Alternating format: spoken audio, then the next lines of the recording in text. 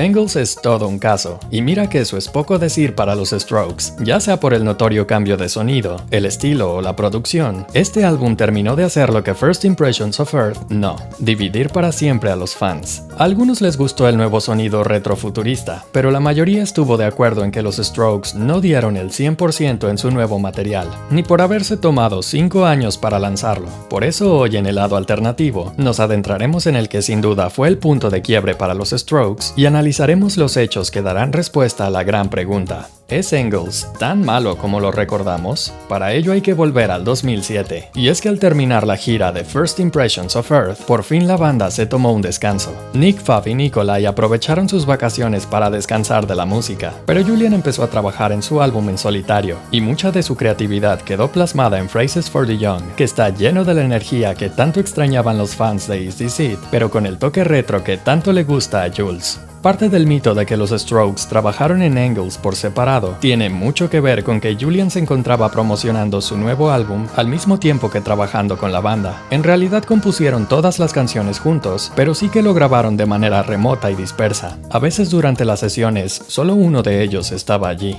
Pero, ¿sabes? Todo esto era fácilmente solucionable. Se juntan a grabar 2 mesecillos y ya está, ¿cierto? Pues no, porque había un gran problema. Y es que, ¿notaste que no he mencionado a Albert? Es porque él la estaba pasando muy mal. Su adicción a la heroína se había agravado tanto que lo tuvieron que meter a rehabilitación justo cuando la banda se quería juntar a componer, así que tuvieron que aplazarlo. Luego medio empezaron sin él, luego Albert llegó pero con síndrome de abstinencia, luego dejó de ir pero les mandaba tomas desde su casa, en fin, un desastre. Por eso tardaron 2 años en componer y grabar 18 canciones, de las cuales solo 10 terminaron en el disco, y aún así se siente que son demasiadas.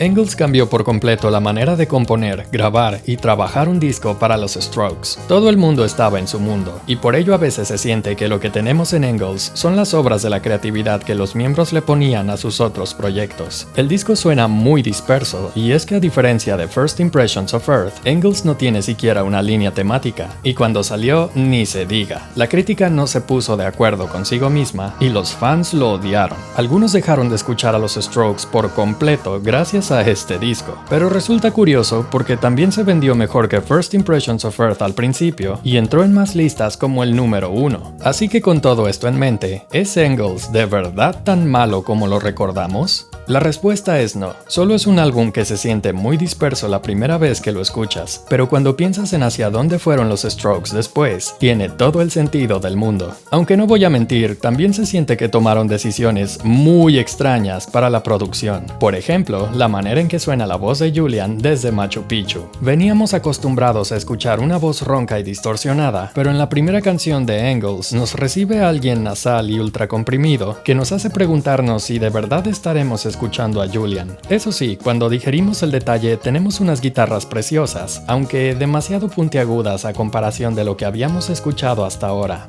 Siempre me ha parecido que Engels es el antes y después de los Strokes. Aquí fue donde definieron que ya no querían ser solo una banda de rock naive, sino darle más textura y presencia a su sonido. Pero perfeccionar la técnica lleva tiempo y por ello resulta extraño escuchar el cuarto disco, incluso hoy en día. Eso sí, la banda nos brinda un poco de familiaridad desde las primeras notas de Under Cover of Darkness. Ese riff tan reconocible y el ritmo despreocupado de la batería nos reciben como el abrazo de un amigo al que no hemos visto en años y nos hacen pensar que por esta clase de canciones valió la pena la espera. Pero luego vuelve Julian con ese performance tan raro suyo y bueno, solo diré que cuesta un poco adaptarse al cambio.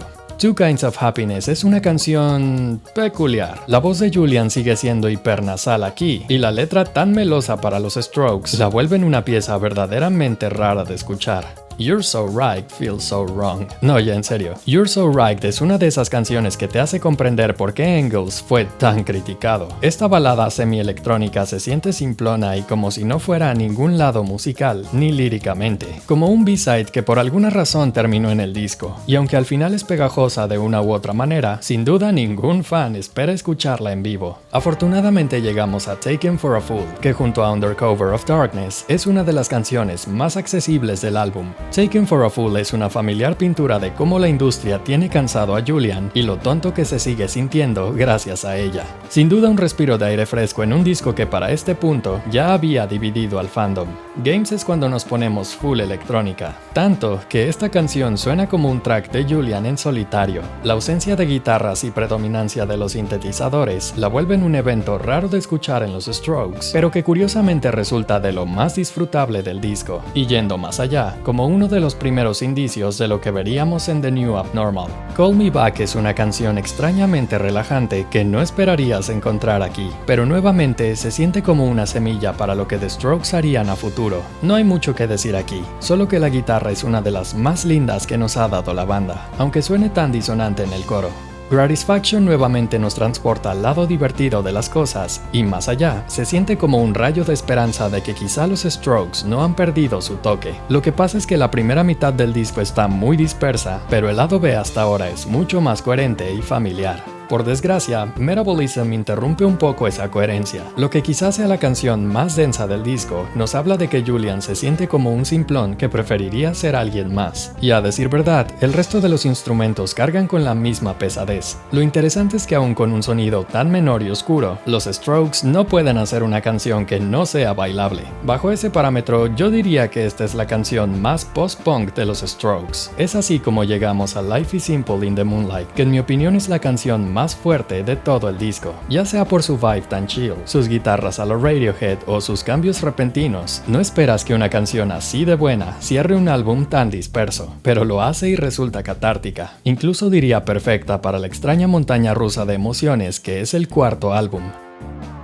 Engels pasó con más pena que gloria, y es que luego de 5 años sin nuevo material, las expectativas eran altas para el quinteto de Nueva York. Por ello el resultado final fue un balde de agua fría para los fans que aún esperaban Is This It Parte 2. En lo personal, creo que Engels es un disco de transición. Toda banda que haya estado junta lo suficiente tiene ese álbum que no es mucho de algo ni tanto de otra cosa, pero que sin duda es necesario como un puente para su evolución. Quizá de haber reemplazado canciones como You're So Right y Metabolism, Engels sería más respetado, porque a pesar de haber sido grabado con cada quien en su mundo, no es malo. Tan solo tiene canciones extrañas que interrumpen el flujo del disco. Lo curioso es que también tiene mucho de eso que veríamos a futuro en los Strokes y que tanto nos iba a gustar 9 años después. Pero antes de llegar ahí, hay que hacer una última parada en el que sin duda es el disco más olvidado de la banda.